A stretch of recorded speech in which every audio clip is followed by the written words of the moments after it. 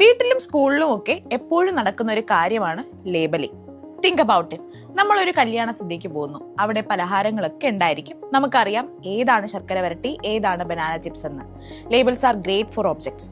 ബോക്സിന്റെ പുറത്ത് ഫ്രജൈൽ എന്ന് എഴുതിയാൽ നമ്മൾ ശ്രദ്ധിച്ച് കൈകാര്യം ചെയ്യും. പക്ഷേ ഈ ലേബൽ നമ്മളൊരു കുട്ടിയുടെ പുറത്തൊട്ടിച്ചാലോ, ഇവൻ നല്ല വാശിയുള്ള കുട്ടിയാ, ഇവൾ നല്ല പാവമാ, ഇവൻ മണ്ടന, നമ്മൾ വിചാരിക്കും നമ്മൾ സത്യം പറയുകയാണെന്ന്. ബട്ട് ആക്ച്വലി നമ്മൾ ഈ കുട്ടികളുടെ ഫ്യൂച്ചറിനെ ഒരു ചെറിയ ബോക്സിലിട്ട് പൂട്ടുകയാണ്. നമ്മുടെ ഒരു ചെറിയ കമന്റ് എങ്ങനെയാണ് ഒരു കുട്ടിയുടെ ലൈഫ് മൊത്തം മാറ്റുന്നതെന്ന് നമുക്ക് നോക്കാം. ഇപ്പൊ നിങ്ങൾ ചിന്തിക്കും, അയ്യോ നെഗറ്റീവ് ലേബൽസ് മോശമാണെന്നറിയാം, പക്ഷെ നല്ലത് പറയുന്നതിൽ എന്താ കുഴപ്പം? Let's take the label smart. ഒരു കുട്ടി നല്ല മാർക്ക് വാങ്ങി, നമ്മൾ പറയുന്നു എന്റെ മോൻ ഭയങ്കര ബ്രില്യന്റ് ആണ്. കുട്ടിക്ക് സന്തോഷമാകും. പക്ഷെ നെക്സ്റ്റ് ടൈം ഒരു പാടുള്ള ക്വസ്റ്റ്യൻ അല്ലെങ്കിൽ ടഫായ ഒരു മാത്ത് പ്രോബ്ലം കുട്ടിയുടെ മുന്നിൽ വരുമ്പോൾ കുട്ടി ഫ്രീക്ക് ഔട്ട് ആവും. കുട്ടിയുടെ മനസ്സിലൊരു പേടി വരും, ഇത് സോൾവ് ചെയ്യാൻ പറ്റിയില്ലെങ്കിൽ ഞാൻ പിന്നെ ബ്രില്യന്റ് അല്ലാതെ ആവുമോ, അപ്പോൾ എല്ലാവരും എന്നെ സ്മാർട്ട് എന്ന് വിളിക്കാതാവുമോ? ഇത് കാരണം ലേബിൾസ് ഉള്ള കുട്ടികൾ റിസ്ക് എടുക്കാൻ മടിക്കും. അവർക്ക് സേഫ് സോണിൽ മാത്രമേ കളിക്കുള്ളൂ. അവരുടെ ഫോക്കസ് ലേണിംഗിൽ നിന്ന് മാറി ഐഡന്റിറ്റി പ്രൊജക്ട് ചെയ്യുന്നതിലേക്കാകും. മോണ്ടിസറിയിൽ നമ്മൾ ഇതിനെ പറയുന്നത് praise the effort not the child. കുട്ടികളുടെ ക്യാരക്ടറിനെ ലേബൽ ചെയ്യാതെ അവർ ചെയ്ത വർക്കിനെ ഡിസ്ക്രൈബ് ചെയ്യാനാണ്. ഇനി നമുക്ക് നെഗറ്റീവ് ലേബിൾസിന്റെ കാര്യം എടുക്കാം. വാശി, കുരുത്തക്കേട്, മടിയൻ.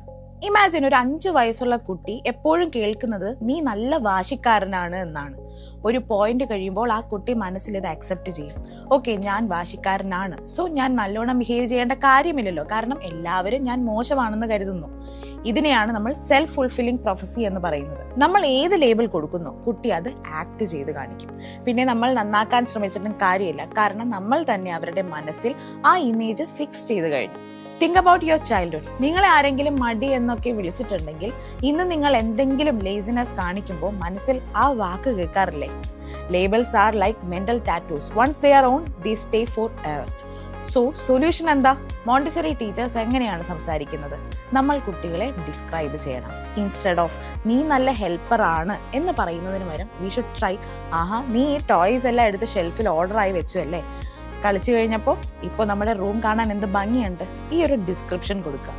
ഇവിടെ നമ്മൾ കുട്ടികളെ ജഡ്ജ് ചെയ്യുന്നില്ല, നമ്മൾ കുട്ടിയെ ആക്ഷനെ മാത്രമാണ് ശ്രദ്ധിക്കുന്നത്. അപ്പോൾ കുട്ടിക്ക് തോന്നും, ഓ ഞാൻ ചെയ്ത കാര്യം നല്ലതാണ്, സോ ഞാൻ ഇത് വീണ്ടും കണ്ടിന്യൂ ചെയ്യണമെന്ന്. ഇതാണ് കുട്ടികൾക്ക് ഇന്റേണൽ മോട്ടിവേഷൻ കൊടുക്കുന്നത്. Labelling is external, observation is internal.